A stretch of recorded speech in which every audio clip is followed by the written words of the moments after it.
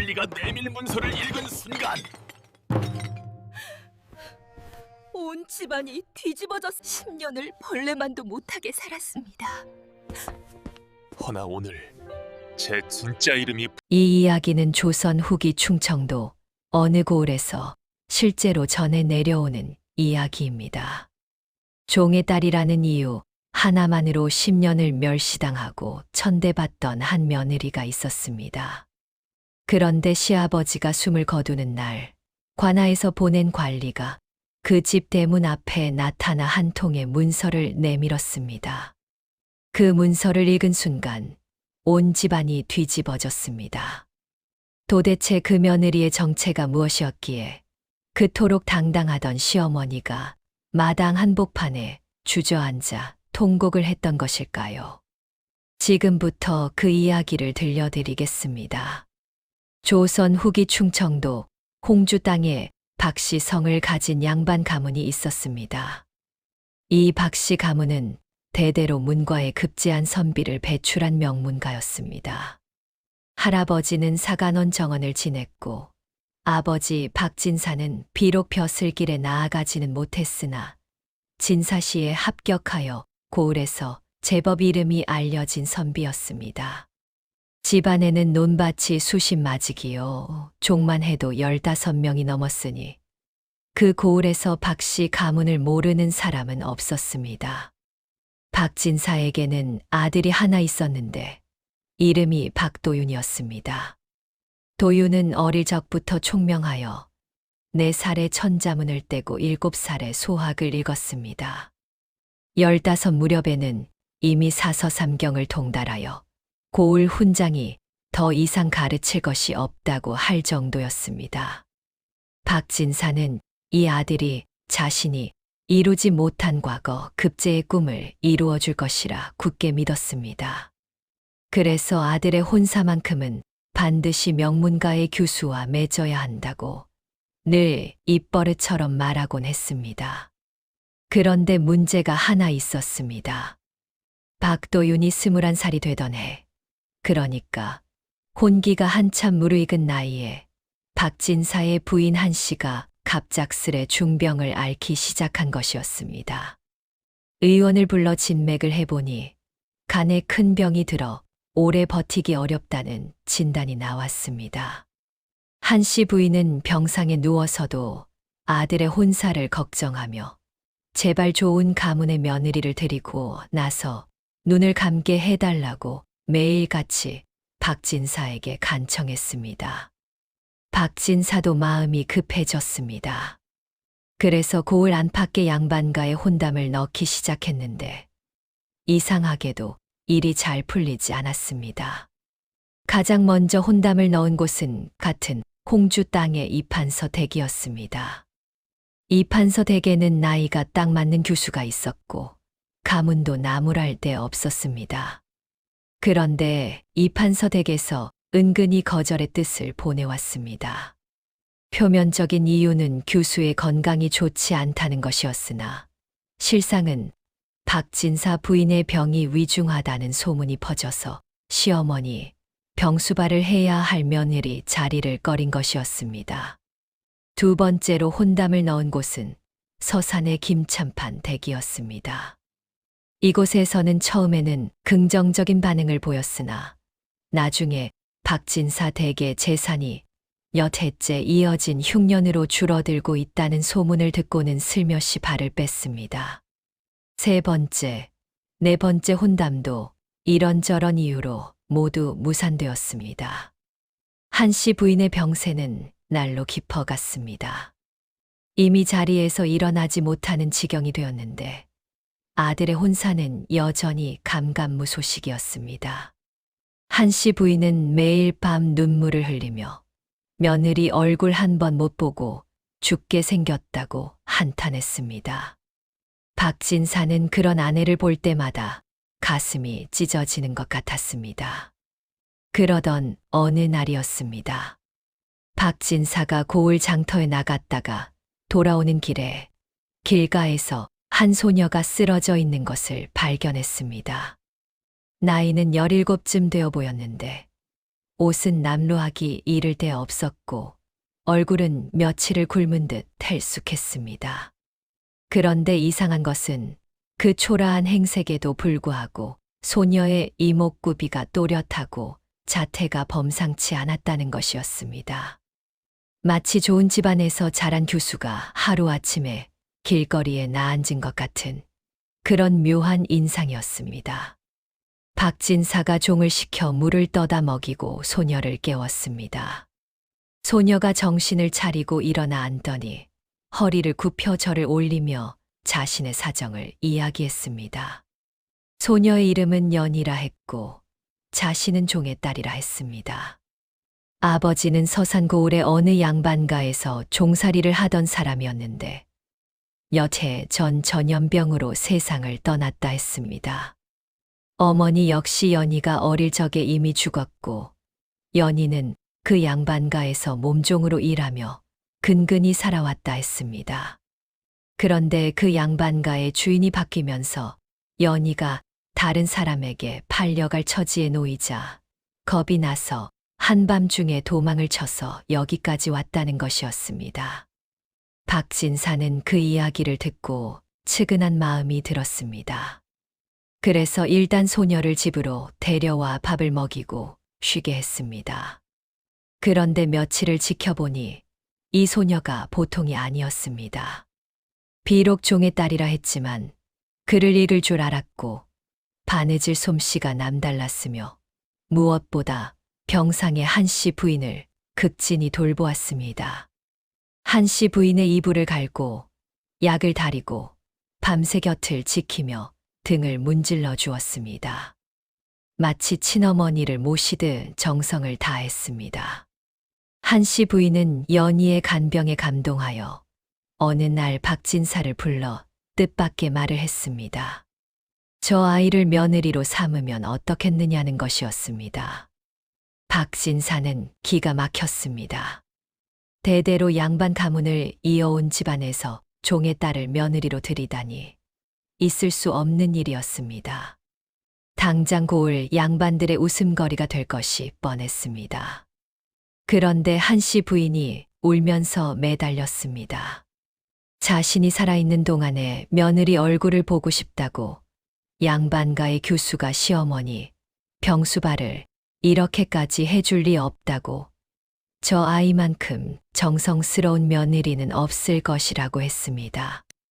그리고 무엇보다 자신이 죽고 나면 아들 도윤이의 끼니와 빨래와 바느질은 누가 해줄 것이냐고 제발 부탁이니 저 아이를 며느리로 맞아달라고 했습니다. 박진사는 며칠을 고민했습니다. 그리고 결국 죽어가는 아내의 마지막 소원을 차마 거절할 수가 없어서 눈물을 머금고 승낙을 했습니다. 다만 한 가지 조건을 붙였습니다. 혼례는 극히 조촐하게 치르고 바깥에는 최대한 알리지 말자는 것이었습니다. 종의 딸을 며느리로 들인다는 소문이 퍼지면 가문의 체면이 땅에 떨어질 것이 분명했기 때문이었습니다. 아들 도윤은 어떠했느냐 하면 도윤은 의외로 순순히 받아들였습니다.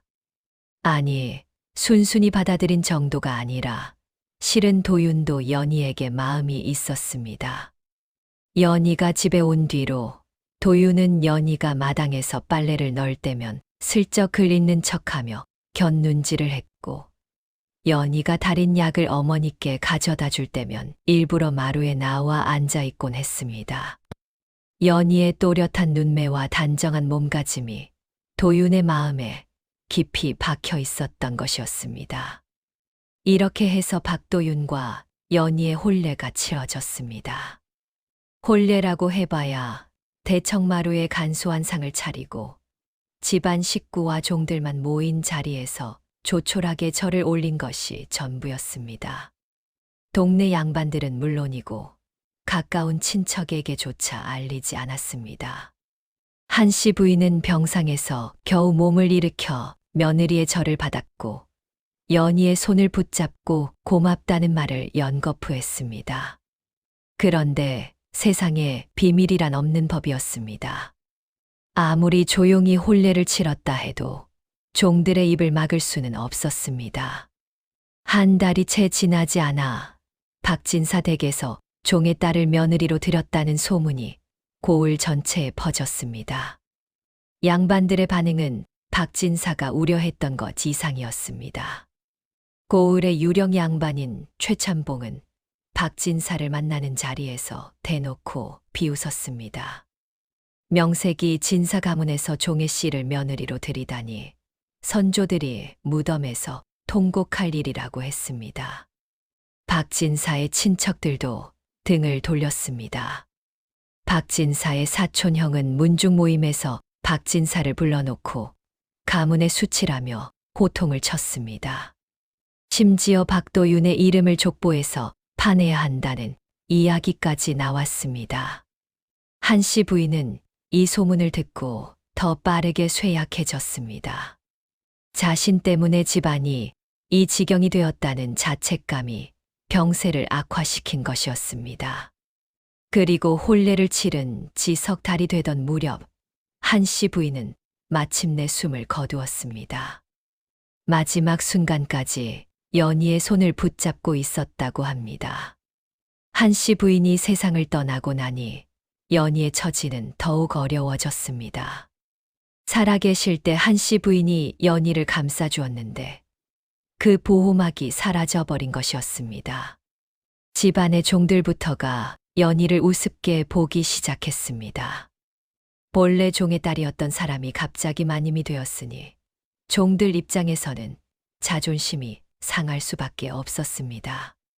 밥상을 차려도 건성으로 차렸고 빨래를 시켜도 신용만 하고 말았습니다.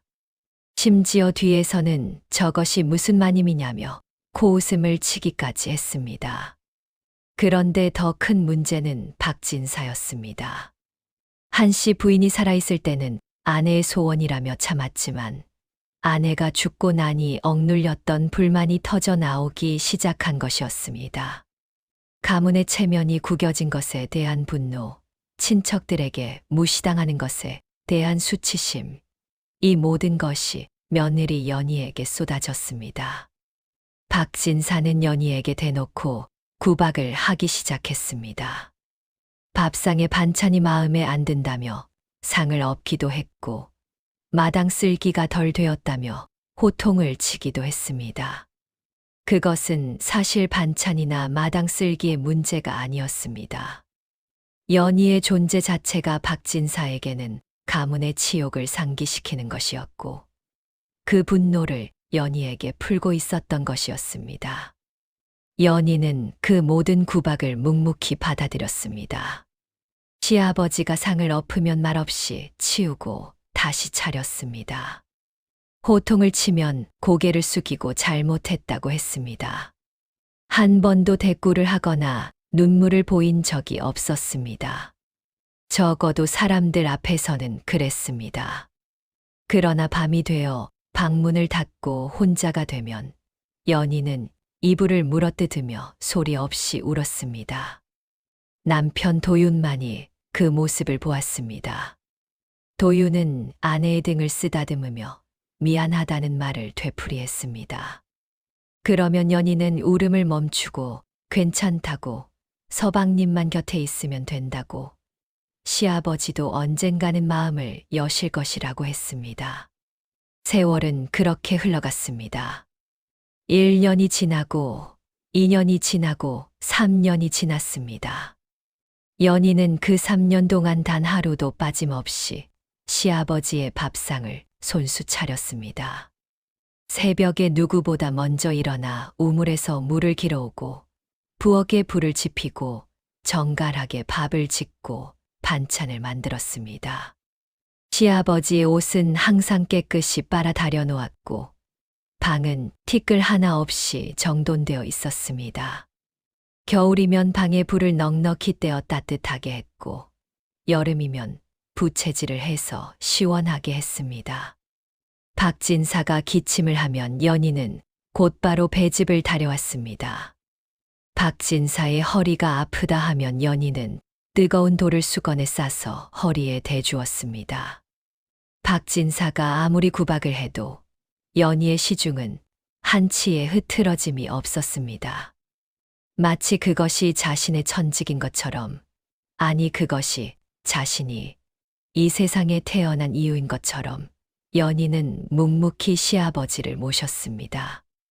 그런데 4년째 접어들 무렵 미세한 변화가 생기기 시작했습니다.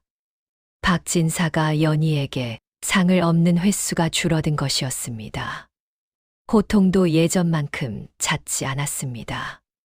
물론 여전히 구박은 했지만 그 강도가 확연히 약해진 것을 집안 사람 모두가 느낄 수 있었습니다.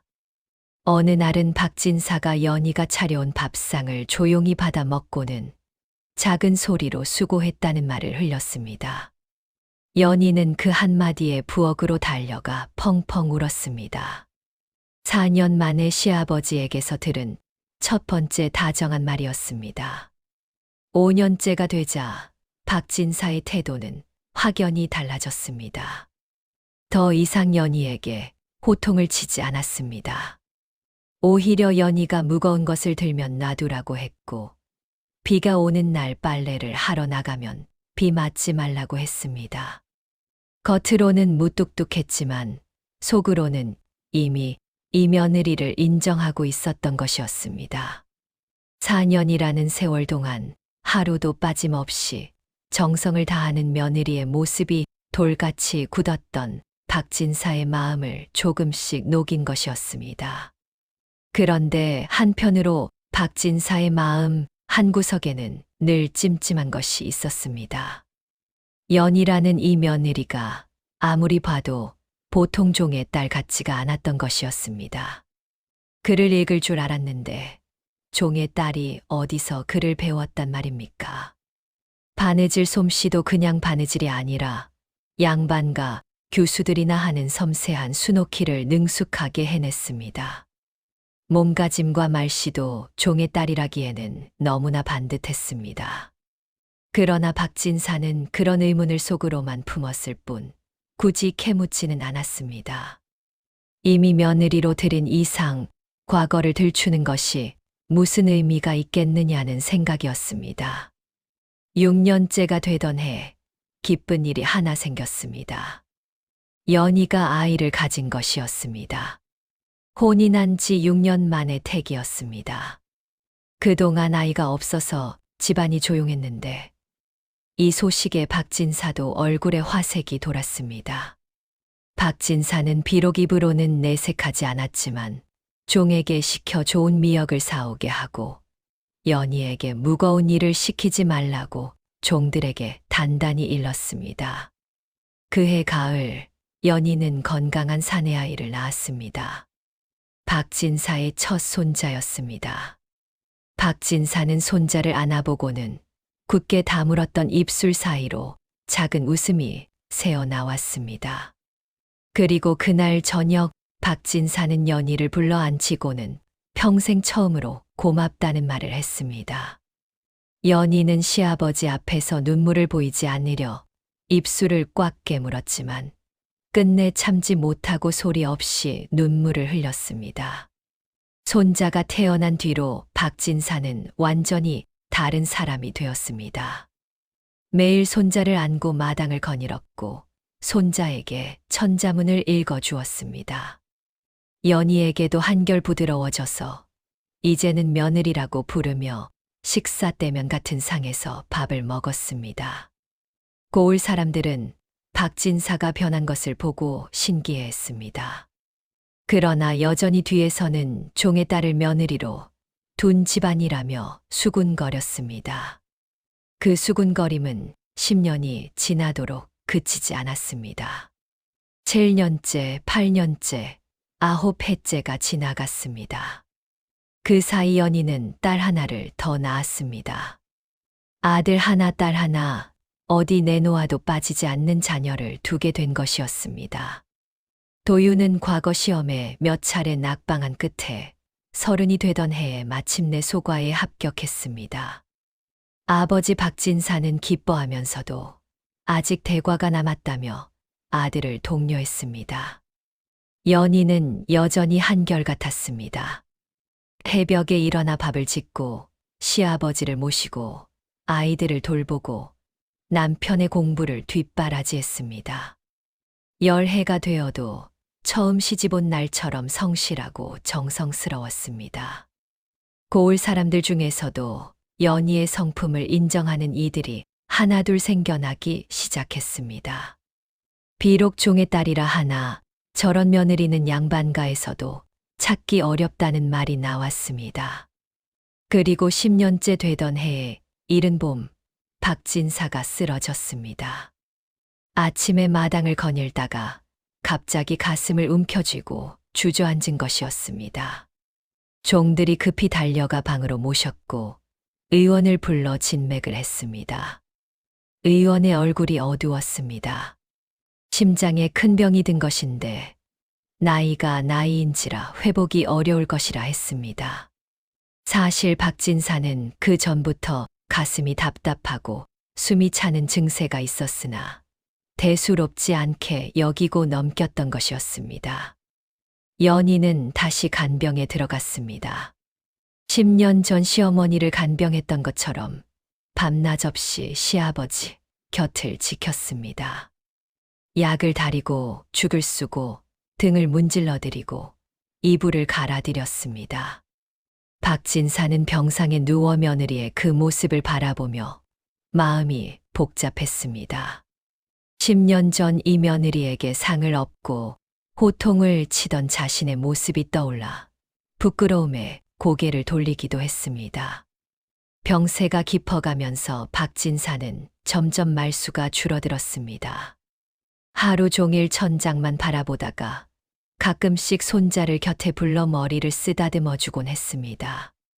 그러다 어느 날 박진사가 갑자기 연희를 가까이 부르더니 힘겨운 목소리로 이런 말을 했습니다. 이 집에 와서 고생만 시켰다고, 미안하다고, 죽어서 내 시어머니를 만나면 좋은 며느리를 두었다고 자랑하겠다고, 그러니 부디 원망하지 말아달라고 했습니다. 연희는 시아버지의 손을 꼭 잡고 원망은커녕 이 집에 올 수 있어서 감사하다고, 서방님을 만나게 해주셔서 감사하다고, 손자 손녀를 안겨드릴 수 있어서 감사하다고 했습니다.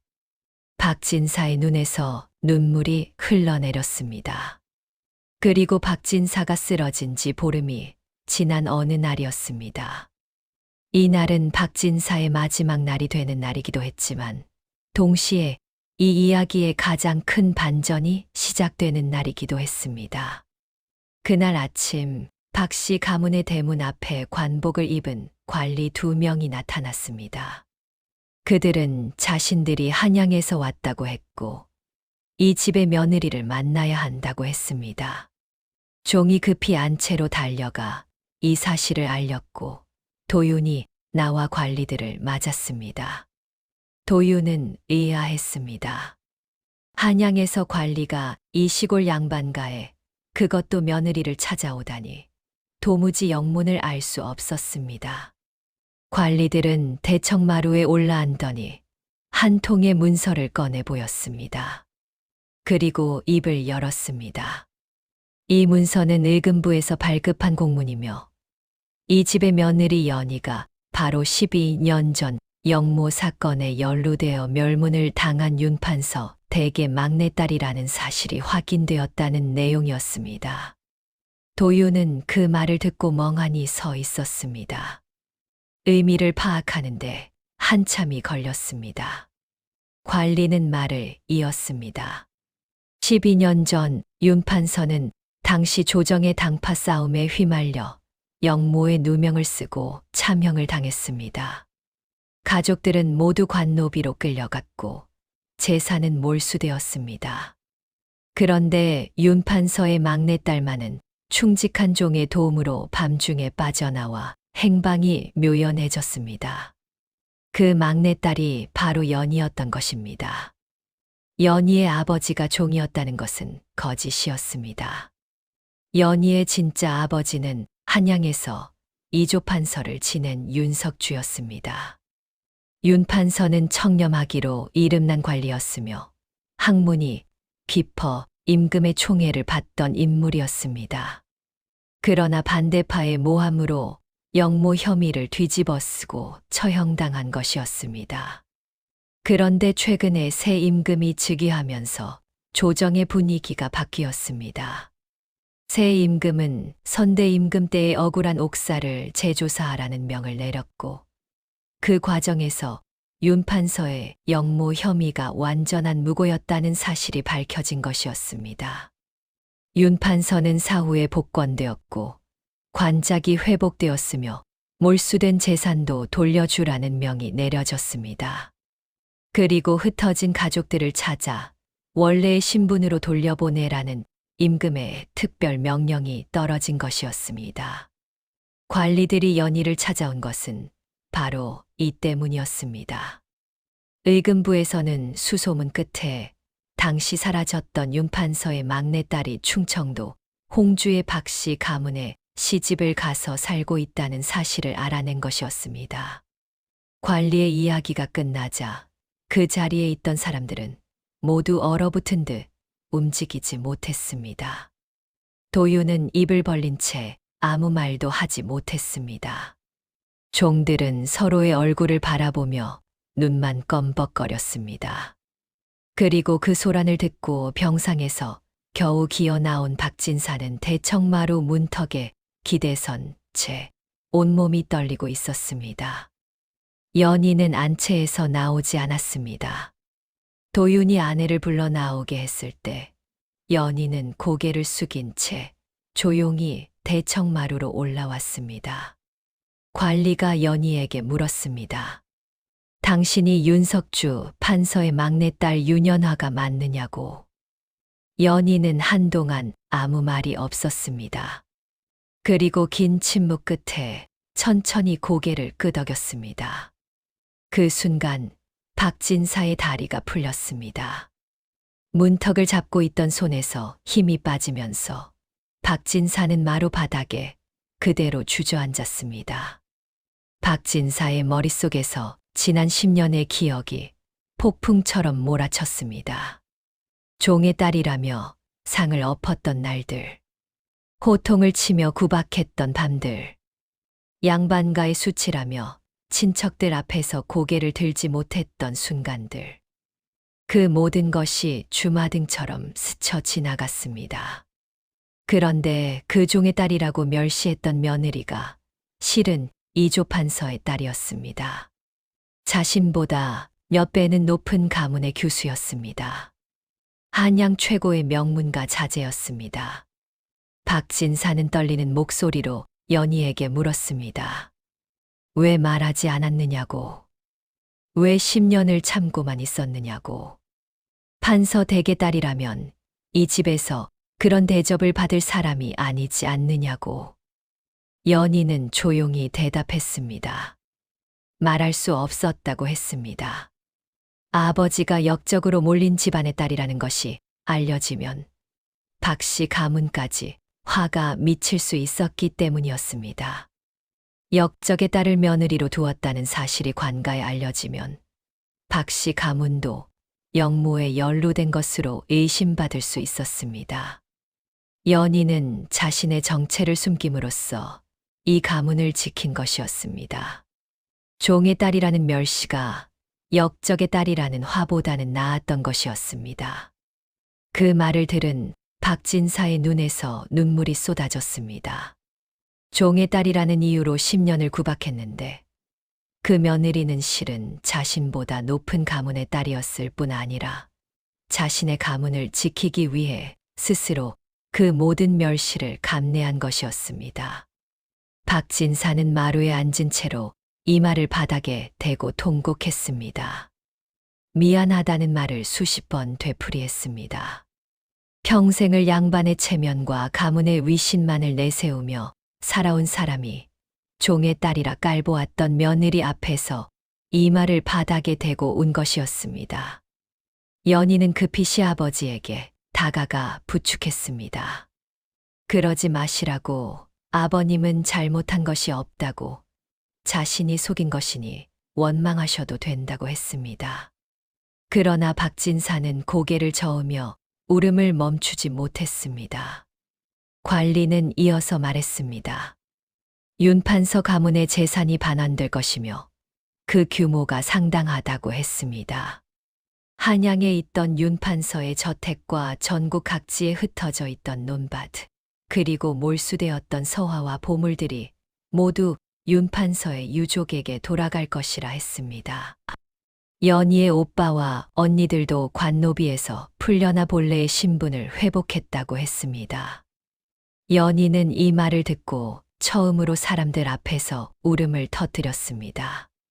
12년 만에 가족의 소식을 들은 것이었습니다. 이 소식은 순식간에 고을 전체로 퍼져나갔습니다.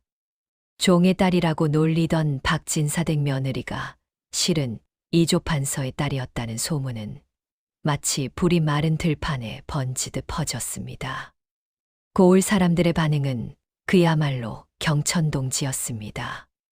그동안 박씨 가문을 비웃던 최참봉이 가장 먼저 달려왔습니다. 얼굴이 벌겋게 달아오른 채 대문 앞에서 서성이며 박진사를 뵙겠다고 했습니다. 그러나 박진사는 만나주지 않았습니다. 종의 딸을 며느리로 들인 집안이라며 가장 크게 비웃던 사람이 누구였는지 박진사는 잊지 않고 있었습니다. 박진사의 사촌형도 찾아왔습니다.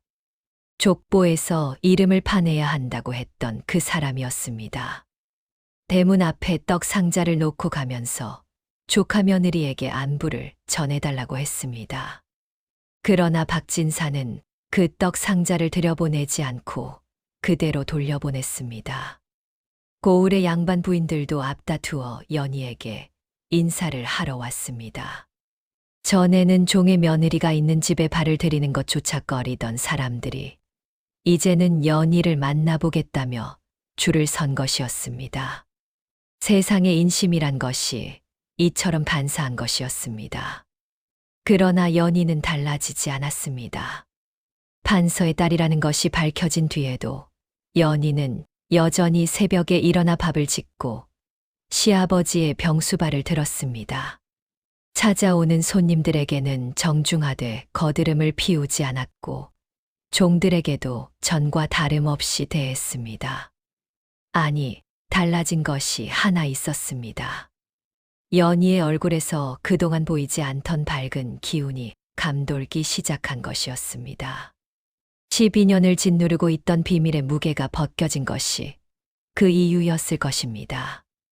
박진사의 병세는 그 뒤로도 계속 악화되었습니다. 관리들이 다녀간 지 열흘이 지나자 박진사는 이제 죽을 한 숟갈 겨우 넘기는 정도가 되었습니다. 숨소리가 가늘어지고 맥박이 약해졌습니다. 의원은 며칠을 넘기기 어려울 것이라 했습니다. 그런데 박진사에게는 죽기 전에 반드시 해야 할 일이 하나 있었습니다. 박진사는 아들 도윤을 불러 고을의 이방을 데려오라고 했습니다. 이방이 오자 박진사는 떨리는 손으로 붓을 잡고 한 통의 문서를 작성했습니다. 그것은 자신이 가진 모든 재산, 논밭과 집과 종문서와 서화를 며느리 연희에게 물려준다는 내용이었습니다. 조선시대의 재산은 보통 아들에게 물려주는 것이 관례였는데 박진사는 아들이 아닌 며느리에게 직접 재산을 넘긴 것이었습니다. 도윤은 그것을 말리지 않았습니다. 오히려 당연한 일이라며 아버지의 결정을 존중했습니다.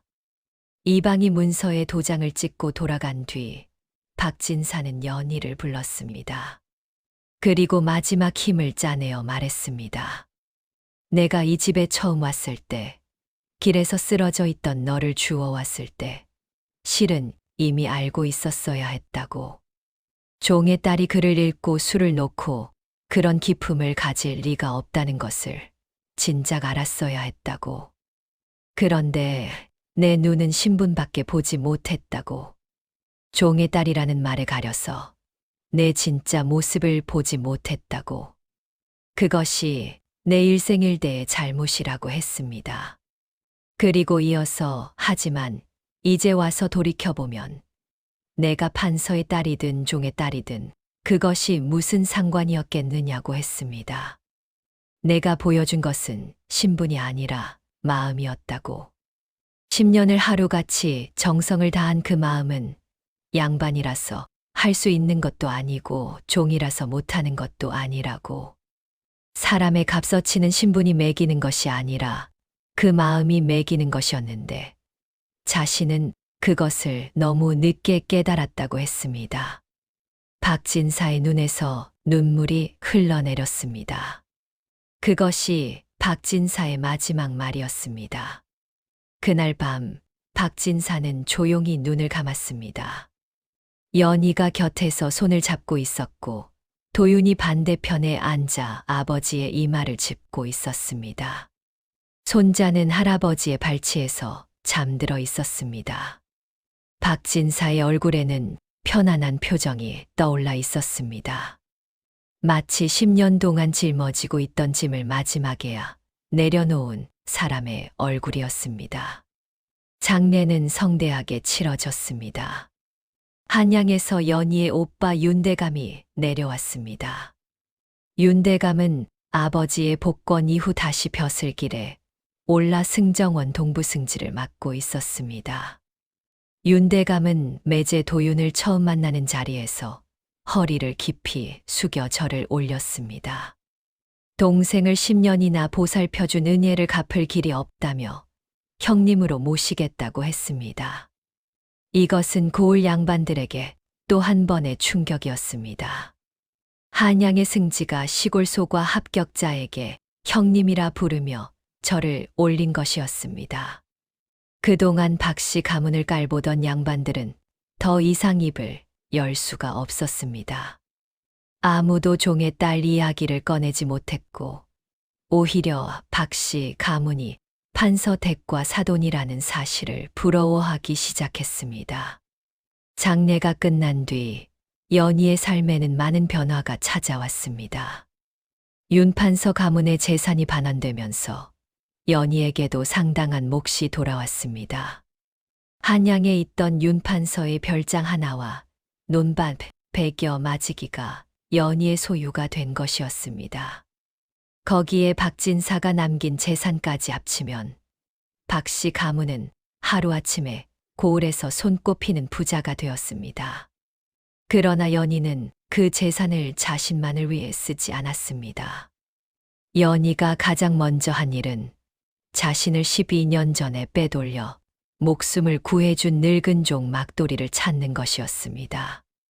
막돌이는 윤판서 댁에서 30년을 종살이한 사람으로 어린 연희를 업고 한밤중에 한양을 빠져나와 충청도까지 데려다준 은인이었습니다.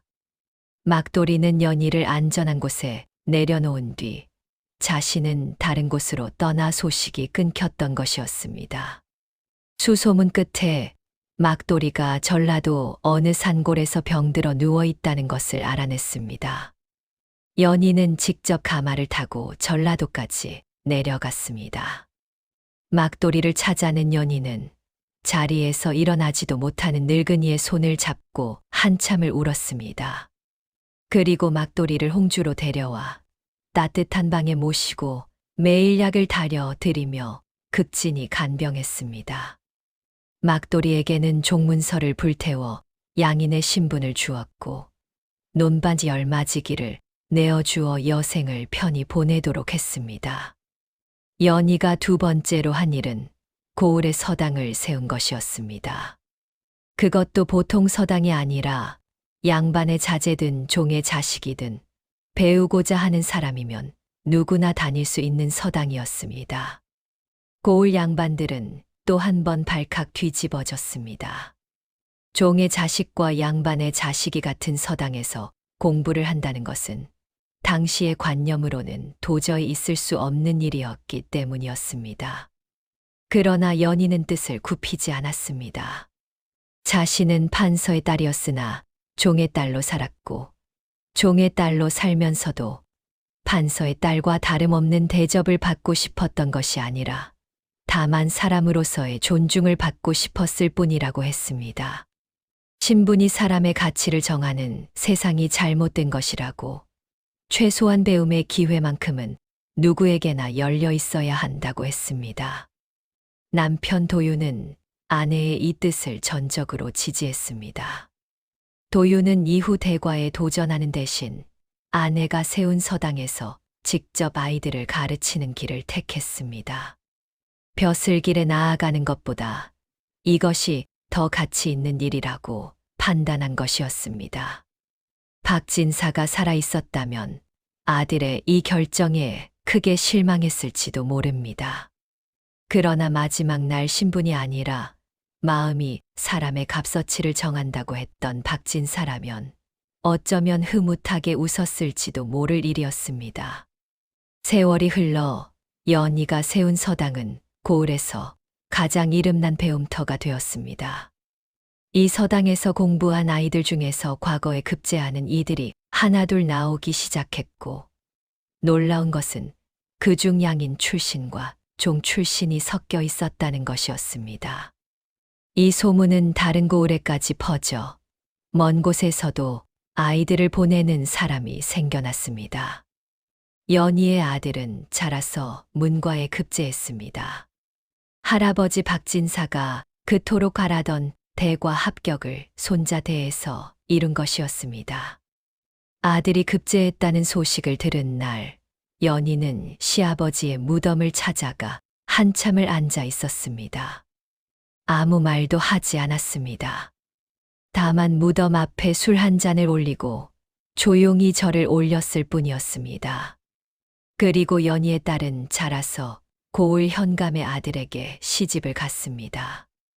혼담이 오갈 때 현감은 연희의 딸이 판서의 외손녀라는 사실보다 연희가 세운 서당의 평판을 더 높이 샀다고 합니다. 그런 어머니 밑에서 자란 딸이라면 분명 좋은 사람일 것이라고 했다 합니다. 이 이야기가 전하고자 하는 것은 무엇일까요?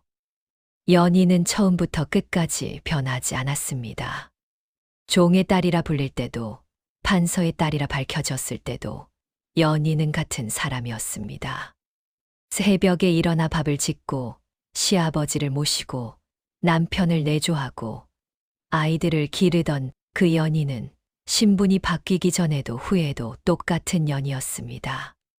달라진 것은 연희가 아니라 연희를 바라보는 세상의 눈이었습니다.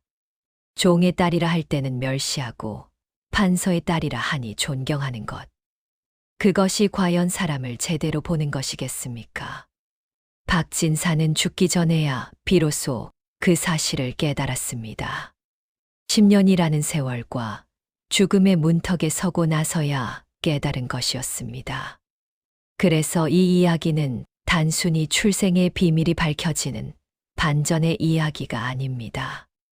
이것은 사람의 가치가 어디에서 오는지를 묻는 이야기입니다. 신분이 높아서 귀한 것이 아니라 그 마음이 귀해서 귀한 것이라는, 어찌 보면 너무나 당연하지만 세상이 좀처럼 인정하지 않는 진실을 전하는 이야기인 것입니다. 충청도 홍주 땅의 박씨 가문 이야기는 그 뒤로도 오래도록 전해졌습니다.